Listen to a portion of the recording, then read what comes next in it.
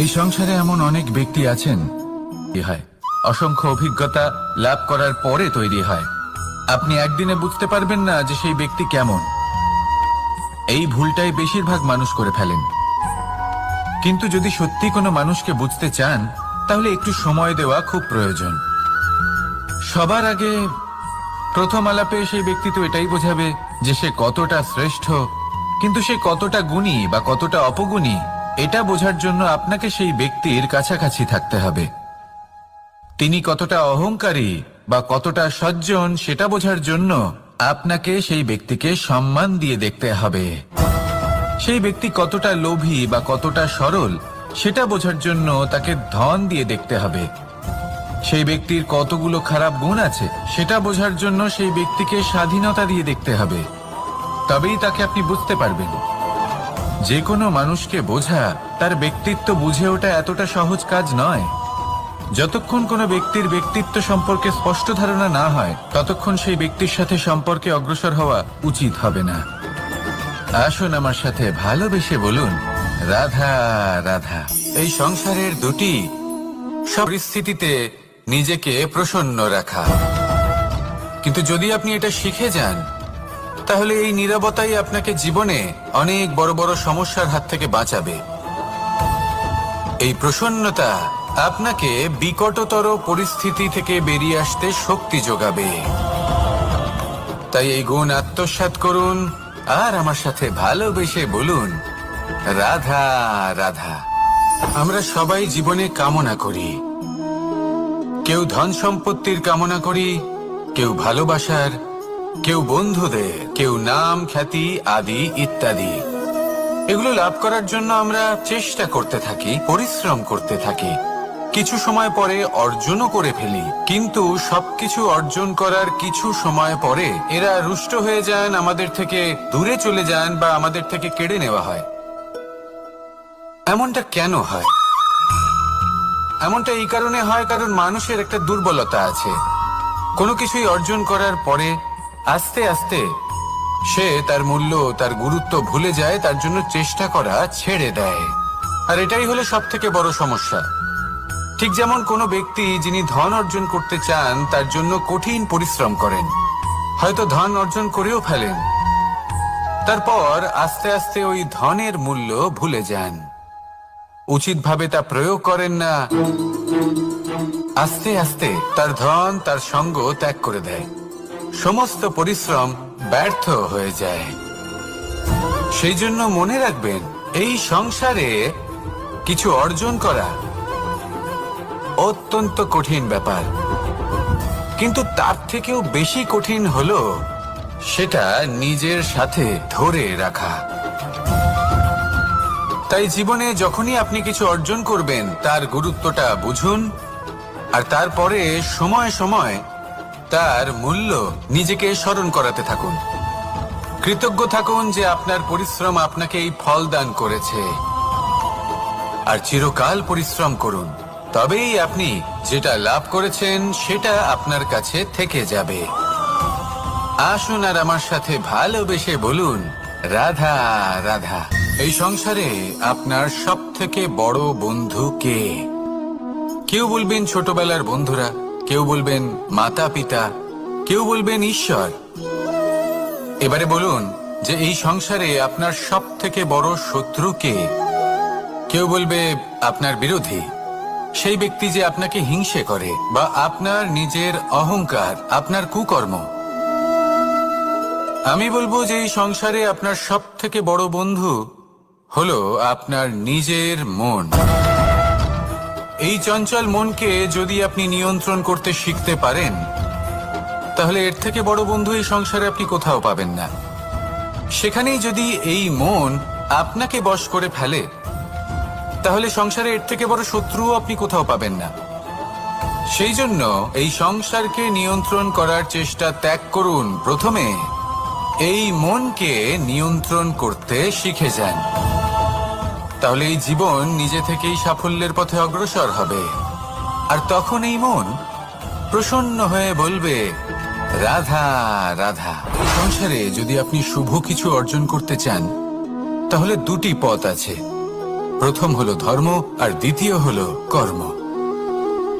কিছু ব্যক্তি এমন কথাও বলেন যে আমরা তো ধর্মের পথেই অগ্রসর ছিলাম, আমরা তো লক্ষ্য প্রাপ্ত করতে পারলাম না, বরং আমাদের নিন্দা হলো। এবার এরকমটা ঠিক কেন হয়? এরকম এই কারণে হয় কারণ দেখতে গেলে ধর্ম সবসময় আমাদের এমন পথ দেখায় যেটা আমাদের একটা শুভ লক্ষ্য প্রাপ্তিতে সাহায্য করে, কিন্তু সেই লক্ষ্যে আমাদের পৌঁছতে হবে নিজেদের কর্ম দ্বারা। যদি আপনি ধর্মের পথে অগ্রসর হয়ে থাকেন তাহলে আপনাকে কর্মও করতে হবে। যদি ধর্মের পথে চলেন কিন্তু কর্ম না করেন তাহলে লক্ষ্য প্রাপ্তি হবে না। ঠিক সেইভাবেই যদি আপনি কর্ম করতে থাকেন কিন্তু ধর্মের পথে না চলেন তাও লক্ষ্য প্রাপ্তি হবে না। মনে রাখবেন যে ধর্ম এবং কর্ম হলো একটি মুদ্রার দুই পিঠের সমান। এদের নিজের জীবনে আত্মসাৎ করুন এবং অগ্রসর হন। এই সংসারের প্রত্যেক লক্ষ্য আপনার হবে। আসুন আমার সাথে ভালোবেসে বলুন, রাধা রাধা। প্রত্যেক মানুষ জীবনযাপন করেন কিন্তু প্রত্যেক মানুষ বেঁচে থাকার রসদ জোগাড় করতে পারেন না। তাহলে কি করা যায়? জীবনের রসদ কিভাবে জোগাড় করা যায়? কিভাবে আমাদের চেষ্টা করে যাওয়া উচিত? আমাদের কি করা উচিত? কিছু কাজ আছে যেগুলো আপনাদের করতে হবে। সর্বপ্রথম, জীবনে যখনই কোনো সমস্যা আসবে তখন নিরপেক্ষভাবে তার সম্মুখীন হন। তা সে যে সমস্যাই হোক, সেটা সমাধান করার জন্য আপনাকে শুভ পথ নির্বাচন করতেই হবে। তারপরে যদি আপনার হাতে কখনো ক্ষমতা আসে সেই মুহূর্তে আরো বেশি বিনম্র থাকতে হবে। আপনি ধন অর্জন করলে তখন অহংকার জাগ্রত হতে দিলে চলবে না। আপনি যদি শক্তিশালী হয়ে ওঠেন তাও অহংকার জাগ্রত হলে চলবে না। জীবনে যখনই ক্রোধ হবে তখন নিজেকে নিয়ন্ত্রণ করুন আর ভেবে দেখুন যে যদি এই মুহূর্তে আপনি ক্রোধ দেখান তাহলে তার পরিণাম কি হবে। এর ফলে কি কিছু শুভ ঘটনা ঘটবে নাকি অশুভ কিছু ঘটবে? শুধু এই কটা কাজ নিজেদের জীবনে আত্মসাৎ করুন, জীবন যাপন অত্যন্ত সহজ হয়ে যাবে। আসুন আমার সাথে ভালোবেসে বলুন, রাধা।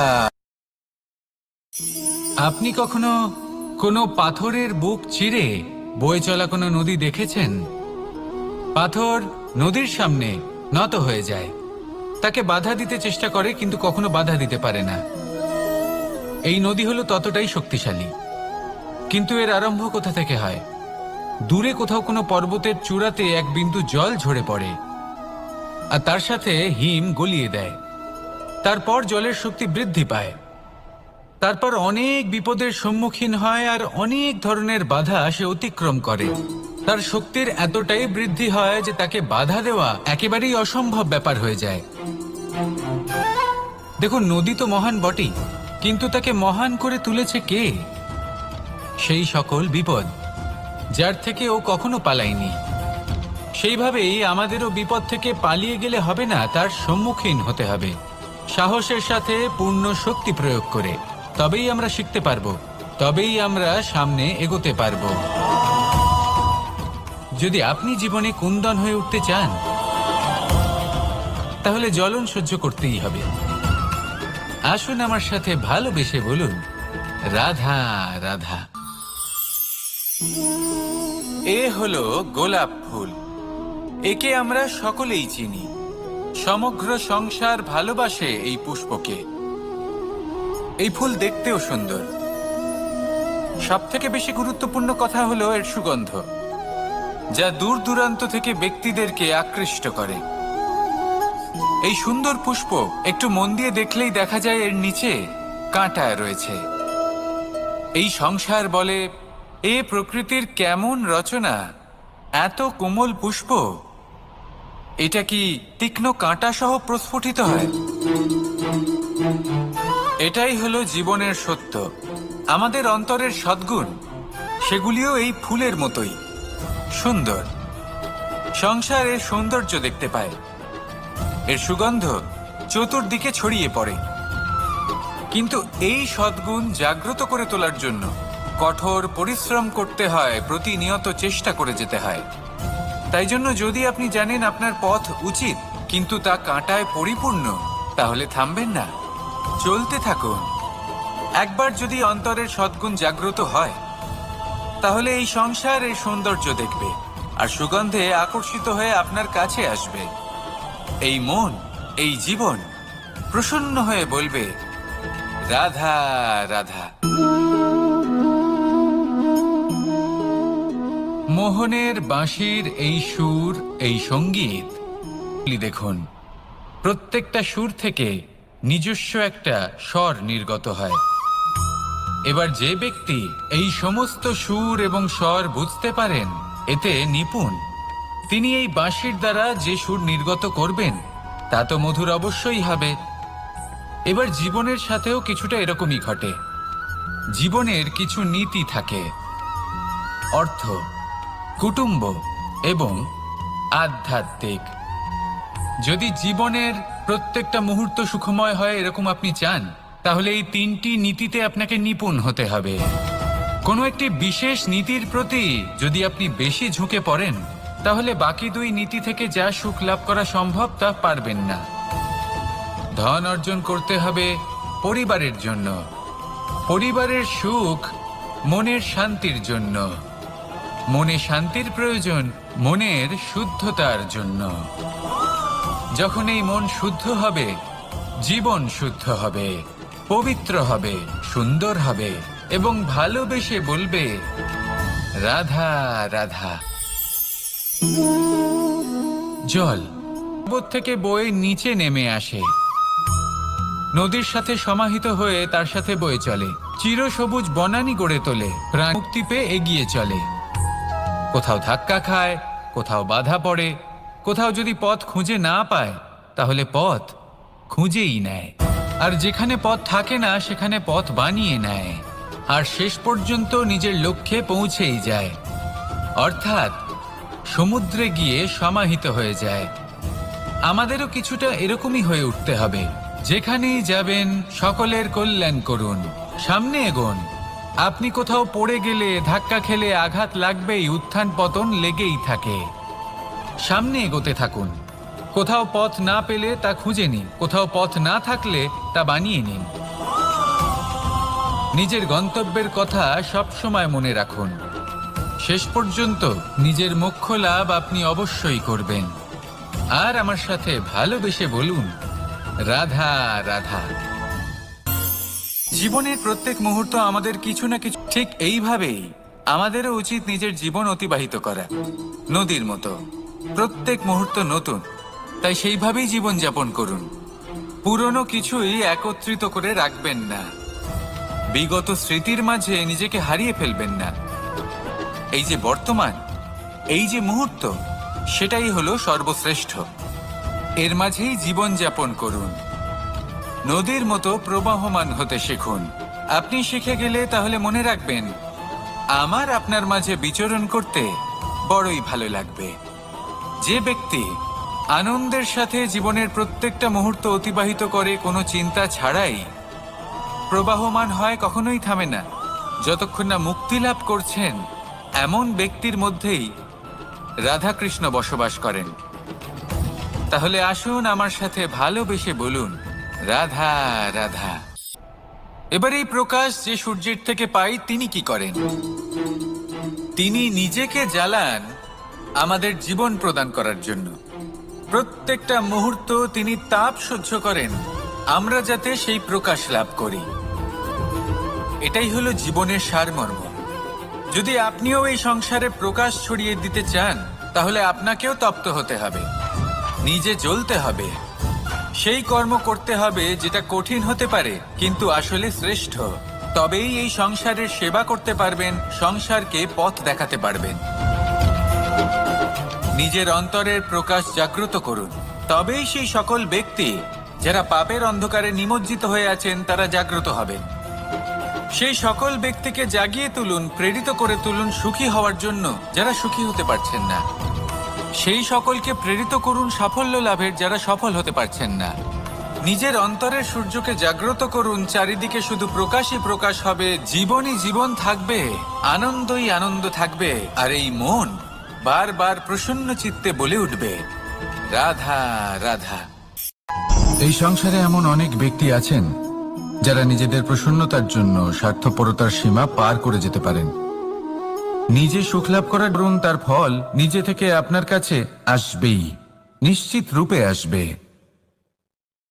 তার থেকে আপনি পালাতে পারবেন না। কেউ নিজের কর্মফলের হাত থেকে বাঁচতে পারে না। স্বয়ং মহাদেবকেও ওনার কর্মফল ভোগ করতে হয়েছিল। উনি কিছু না ভেবেই ভস্মাসুরকে বর দিয়েছিলেন। তার পরিণামস্বরূপ যেটা হলো যে ওই ভস্মাসুর যাকে মহাদেব বরদান করেছিলেন তার হাত থেকে নিজের প্রাণ বাঁচিয়ে ওনাকে পালাতে হলো। এই সংসারে এমন কেউ নেই যে নিজের কর্মফলের হাত থেকে বাঁচতে পারে। সবসময় এটা ভেবে দেখুন যে কর্মটা আপনি করছেন সেটা শ্রেষ্ঠ কি না। এমন কর্ম করুন যেটা আপনাকে জীবনে এগিয়ে নিয়ে যাবে। নিজেকে সৎ পথে রাখুন, কিন্তু এটাও সুনিশ্চিত করুন যে জীবনে যে কর্ম আপনি করছেন তাতে অন্য ব্যক্তির উপর কি প্রভাব পড়ছে, তাতে উনি দুঃখ পাচ্ছেন না তো। যদি আপনি যা করছেন তাতে সবার মঙ্গল হয়ে থাকে তাহলে আপনার কাউকে ভয় পাওয়ার কোনো প্রয়োজন নেই। না কালকে ভয় পাবেন না মহাকালকে। আসুন আমার সাথে ভালোবেসে বলুন রাধা রাধা। জীবনে যখনই আমরা কোনো বিশেষ কতটা শ্রেষ্ঠ, কিন্তু সে কতটা গুণী বা কতটা অপগুণী এটা বোঝার জন্য আপনাকে সেই ব্যক্তির কাছাকাছি থাকতে হবে। তিনি কতটা অহংকারী বা কতটা সজ্জন সেটা বোঝার জন্য আপনাকে সেই ব্যক্তিকে সম্মান দিয়ে দেখতে হবে। সেই ব্যক্তি কতটা লোভী বা কতটা সরল সেটা বোঝার জন্য তাকে ধন দিয়ে দেখতে হবে। সেই ব্যক্তির কতগুলো খারাপ গুণ আছে সেটা বোঝার জন্য সেই ব্যক্তিকে স্বাধীনতা দিয়ে দেখতে হবে। তবেই তাকে আপনি বুঝতে পারবেন। যে কোনো মানুষকে বোঝা, তার ব্যক্তিত্ব বুঝে ওঠা এতটা সহজ কাজ নয়। যতক্ষণ কোনো ব্যক্তির ব্যক্তিত্ব সম্পর্কে স্পষ্ট ধারণা না হয় ততক্ষণ সেই ব্যক্তির সাথে সম্পর্কে অগ্রসর হওয়া উচিত হবে না। আসুন আমার সাথে ভালোবেসে বলুন রাধা রাধা। এই সংসারের দুটি সবথেকে শক্তিশালী শব্দ হলো নীরবতা এবং প্রসন্ন। বেশি কঠিন হলো বিকট পরিস্থিতিতে নিজেকে প্রসন্ন রাখা। কিন্তু যদি আপনি এটা শিখে যান তাহলে এই নীরবতাই আপনাকে জীবনে অনেক বড় বড় সমস্যার হাত থেকে বাঁচাবে। এই প্রসন্নতা আপনাকে বিকটতর পরিস্থিতি থেকে বেরিয়ে আসতে শক্তি যোগাবে। তাই এই গুণ আত্মসাৎ করুন আর আমার সাথে ভালোবেসে বলুন রাধা রাধা। আমরা সবাই জীবনে কামনা করি।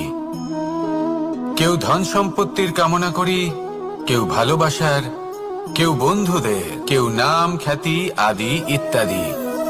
এগুলো লাভ করার জন্য আমরা চেষ্টা করতে থাকি, পরিশ্রম করতে থাকি। কিছু সময় পরে অর্জনও করে ফেলি, কিন্তু সবকিছু অর্জন করার কিছু সময় পরে এরা রুষ্ট হয়ে যান, আমাদের থেকে দূরে চলে যান বা আমাদের থেকে কেড়ে নেওয়া হয়। এমনটা কেন হয়? এমনটা এই কারণে হয় কারণ মানুষের একটা দুর্বলতা আছে। কোনো কিছুই অর্জন করার পরে আস্তে আস্তে সে তার মূল্য, তার গুরুত্ব ভুলে যায়, তার জন্য চেষ্টা করা ছেড়ে দেয়। আর এটাই হলো সবথেকে বড় সমস্যা। ঠিক যেমন কোনো ব্যক্তি যিনি ধন অর্জন করতে চান তার জন্য কঠিন পরিশ্রম করেন, হয়তো ধন অর্জন করেও ফেলেন, তারপর আস্তে আস্তে ওই ধনের মূল্য ভুলে যান, উচিতভাবে তা প্রয়োগ করেন না, আস্তে আস্তে তার ধন তার সঙ্গ ত্যাগ করে দেয়, সমস্ত পরিশ্রম ব্যর্থ হয়ে যায়। সেই জন্য মনে রাখবেন, এই সংসারে কিছু অর্জন করা অত্যন্ত কঠিন ব্যাপার, কিন্তু তার থেকেও বেশি কঠিন হলো সেটা নিজের সাথে ধরে রাখা। তাই জীবনে যখনই আপনি কিছু অর্জন করবেন তার গুরুত্বটা বুঝুন, আর তারপরে সময় সময় তার মূল্য নিজেকে স্মরণ করাতে থাকুন। কৃতজ্ঞ থাকুন যে আপনার পরিশ্রম আপনাকে এই ফল দান করেছে, আর চিরকাল পরিশ্রম করুন। তবেই আপনি যেটা লাভ করেছেন সেটা আপনার কাছে থেকে যাবে। আসুন আর আমার সাথে ভালোবেসে বলুন রাধা রাধা। এই সংসারে আপনার সবথেকে বড় বন্ধু কে? কেউ বলবেন ছোটবেলার বন্ধুরা, কেউ বলবেন মাতা পিতা, কেউ বলবেন ঈশ্বর। এবারে বলুন যে এই সংসারে আপনার সব থেকে বড় শত্রু কে? কেউ বলবে আপনার বিরোধী, সেই ব্যক্তি যে আপনাকে হিংসে করে, বা আপনার নিজের অহংকার, আপনার কুকর্ম। আমি বলবো যে এই সংসারে আপনার সব থেকে বড় বন্ধু হলো আপনার নিজের মন। এই চঞ্চল মনকে যদি আপনি নিয়ন্ত্রণ করতে শিখতে পারেন, তাহলে এর থেকে বড় বন্ধু এই সংসারে আপনি কোথাও পাবেন না। সেখানেই যদি এই মন আপনাকে বশ করে ফেলে, তাহলে সংসারে এর থেকে বড় শত্রুও আপনি কোথাও পাবেন না। সেই জন্য এই সংসারকে নিয়ন্ত্রণ করার চেষ্টা ত্যাগ করুন। প্রথমে এই মনকে নিয়ন্ত্রণ করতে শিখে যান।